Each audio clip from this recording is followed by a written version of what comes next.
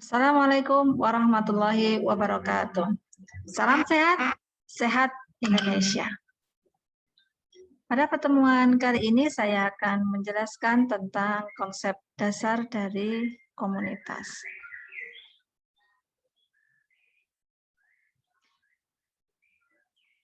Materi yang akan saya jelaskan meliputi 5 hal. Yang pertama berkaitan dengan konsep dasar dari komunitas. Kemudian yang kedua adalah definisi dari komunitas. Yang ketiga ciri dan bentuk dari komunitas. Yang keempat adalah manfaat dari adanya komunitas. Dan yang kelima adalah contoh-contoh bentuk dari komunitas. Kita masuk ke pembahasan yang pertama tentang konsep dari komunitas. Jadi komunitas ini menjadi salah satu objek kajian ya di dalam sosiologi, salah satunya ya, di mana istilah ini seringkali berkaitan untuk memahami konsep dasar di dalam sosiologi yang secara mendalam dalam satu kelompok sosial yang ada di dalam masyarakat itu sendiri. Bahkan di dalam kehidupan sehari-hari seringkali kita tak lekang ya dengan istilah komunitas ya. Meski demikian tidak bisa dipungkiri bahwa berbagai bentuk dan juga karakteristik dari komunitas di lingkungan sosial ini sangat beragam. Mulai dari mempertahankan unsur kebudayaan tertentu, melakukan gerakan sosial demi mempertahankan eksistensi politik dan lain sebagainya. Komunitas di dalam masyarakat ini sering kali dibentuk dalam upaya mengatasi hambatan-hambatan yang menyebabkan seseorang tidak dapat menggunakan kekuasaannya, di mana hambatan-hambatan itu termasuk struktur penindasan atas berbagai jenis kelas sosial, kemudian gender, penindasan itu sendiri, ras, etnis, adanya mobilitas pribadi, kemudian arti pendidikan, bahasa, dan juga dominasi elit dari struktur sosial kekuasaan masyarakat.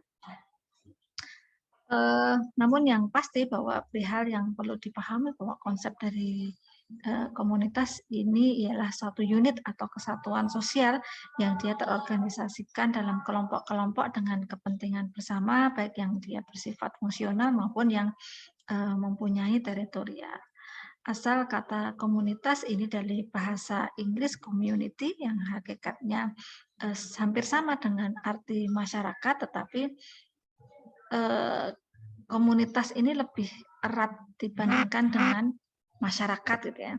Lantaran dalam komunitas ini harus ada persamaan visi dan juga misi yang itu sebagai latar belakang dari pembentuk komunitas.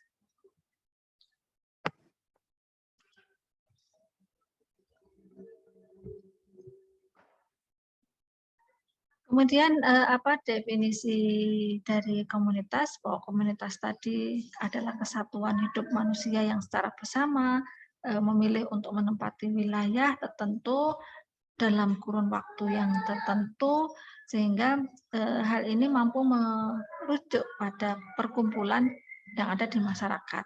Yang ini harus masyarakat mensyaratkan gitu ya, harus mensyaratkan adanya kehidupan bersama tanpa adanya perbedaan pandangan.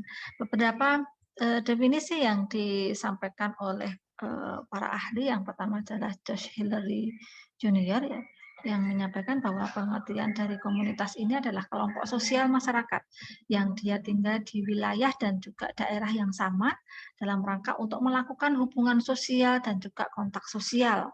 Sehingga komunitas dalam definisi ini berarti memiliki pandangan untuk tinggal secara bersama dan kontinu atau ajak.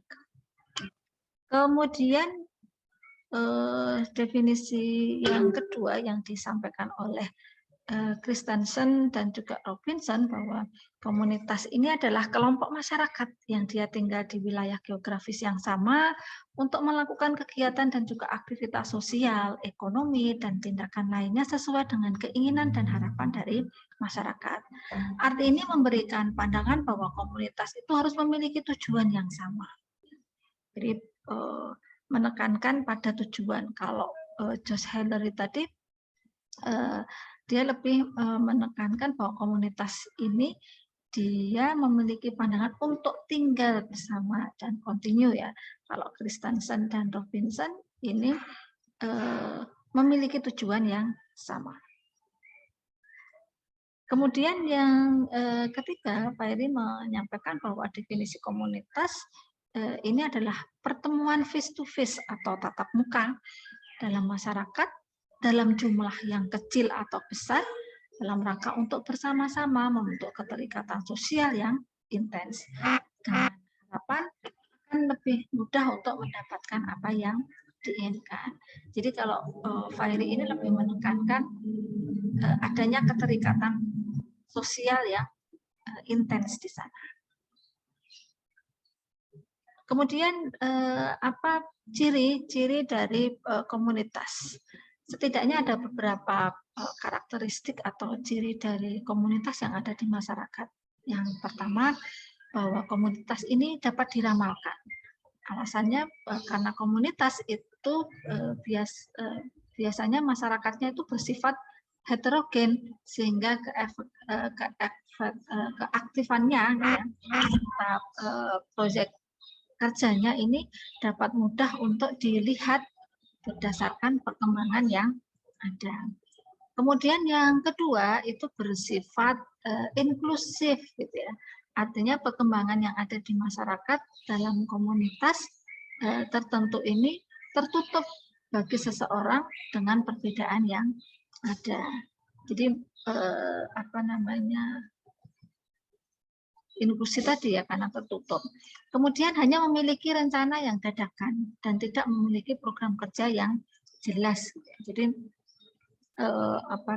karena tadi sifatnya inklusi, kemudian biasanya program kerjanya itu kurang jelas gitu ya, dan sifatnya biasanya tadi dadakan. Kemudian bentuknya bagaimana? Gitu, bentuk dari komunitas. Nah, macam atau jenis komunitas atau bentuk komunitas di dalam masyarakat itu antara lain yang pertama berdasarkan hobi. Jadi jenis komunitas yang pertama ini biasanya didasari pada hobi atau minat di dalam masyarakat itu sendiri. Sifat manusia yang memiliki kecenderungan untuk melakukan apa yang disukainya, memberikan dorongan untuk kemudian membentuk kesatuan atas dasar inilah komunitas berdasarkan hobi ini menjadi bagian dari masyarakat. Jadi misalnya hobinya naik sepeda, sehingga kemudian ada komunitas goes begitu ya. Hobinya traveling gitu, kemudian bikin komunitas para pecinta traveling dan lain sebagainya. Kemudian yang kedua berdasarkan pada wilayah atau geografi. Jenis komunitas yang kedua ini didasarkan pada wilayah atau geografis yang sama. Biasanya tujuannya komunitas ini cenderung menjalin keterikatan masyarakat yang utuh. Artinya mulai dari kesamaan sejarah, kemudian kesamaan nasib di masa lalu, gitu, ataupun didasarkan pada persamaan aktif budaya yang ada di wilayahnya. Karena konsepnya dia adalah terbentuk karena adanya persamaan wilayah atau geografi tadi. Misalnya ketika ada yang merantau ke satu daerah tertentu ya, kemudian mereka bertemu dengan teman-teman yang berasal dari wilayah atau geografi yang sama, kemudian membentuk komunitas berdasarkan wilayah atau geografi yang sama. Kemudian yang ketiga adalah bentuk komunitas berdasarkan komuni ya. Jadi komunitas ini yang didasarkan pada komuni ini maksudnya adalah pembentuk utama atas dasar kepentingan dan keinginan. Jadi artinya bahwa dalam hal ini tujuan komunitas ini didirikan atas dasar kepentingan di dalam organisasi sosial dalam masyarakat itu sendiri. Jadi karena adanya kepentingan atau keinginan tertentu. Kemudian yang keempat adalah subkultur. Bentuk terakhir dari komunitas ini adalah komunitas subkultur, yang artinya bahwa komunitas yang didasarkan pada kepribadian berbeda, akan tetapi untuk menyatukannya mereka memiliki kebudayaan khusus atau adat yang khusus yang ini hanya berlaku pada komunitas tersebut. Nah, komunitas seperti ini biasanya lebih banyak terdapat dalam kelompok anak-anak muda di kota-kota besar.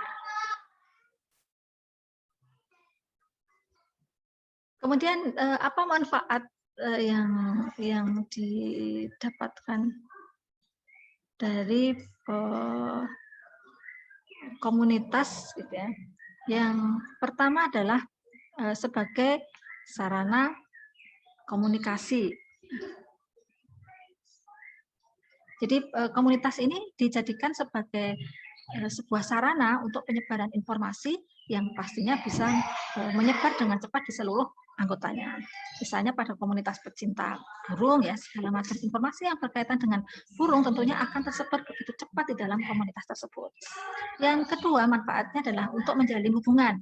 Karena manusia ini adalah makhluk sosial yang dia tidak bisa hidup sendiri, atau dengan kata lain manusia ini membutuhkan manusia yang lain dalam kehidupannya.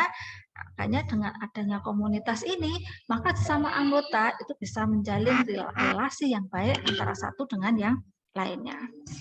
Kemudian yang ketiga adalah saling mendukung.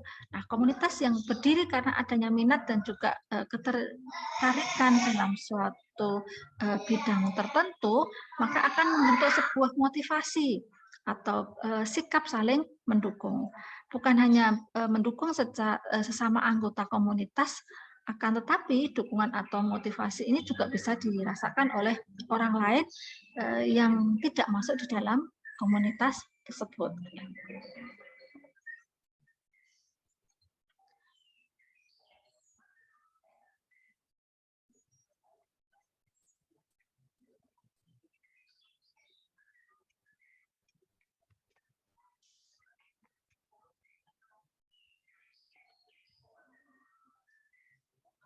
Kemudian yang keempat adalah komunitas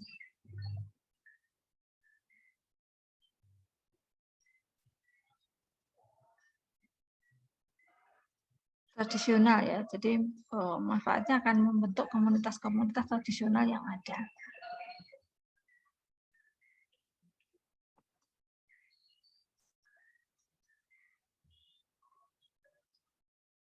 Ini untuk komunitas manfaat ya. Untuk manfaat ini ada 3 hal tadi ya.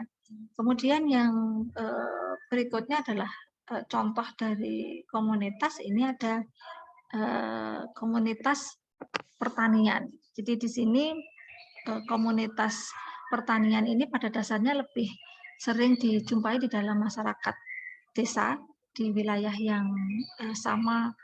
Warga petani memiliki hubungan dan juga ikatan yang kuat. Biasanya mereka berada di satu tempat dengan batas wilayah yang jelas, meskipun cakupannya kecil. Di sisi lain, interaksi sosial yang sering mereka lakukan biasanya dengan rekan-rekan tetangga.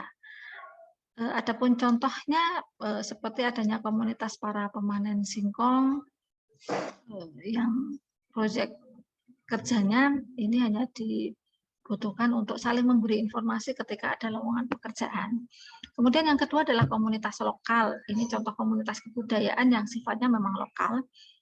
Misalnya mengenai masyarakat yang ada di wilayah Jakarta, mereka kemudian membentuk forum atau tempat persatuan untuk masyarakat lokal Padang misalnya. Kemudian latar belakang ini terjadi karena memang mereka memiliki kesamaan geografis yang sama. Kemudian yang ketiga adalah komunitas pendidikan.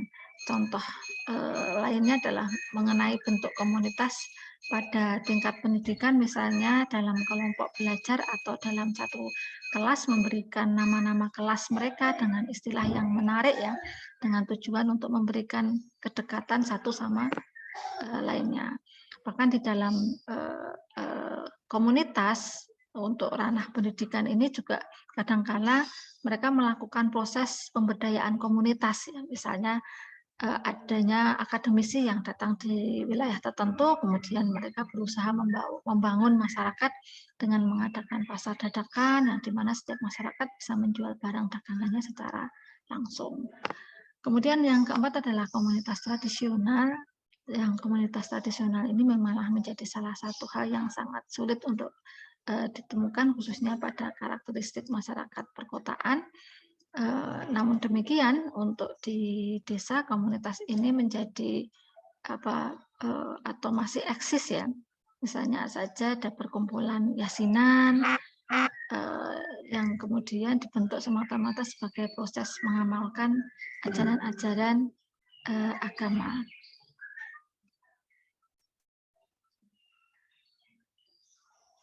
Demikian yang bisa saya sampaikan berkaitan dengan komunitas, di mana komunitas ini adalah hubungan sosial antar manusia di dalam kelompok untuk mendorong terciptanya tujuan dan keinginan secara bersama-sama. Mudah-mudahan bisa dipahami dan dimengerti. Kurang lebihnya mohon maaf. Wabillahi taufiq wal hidayah. Wassalamualaikum warahmatullahi wabarakatuh.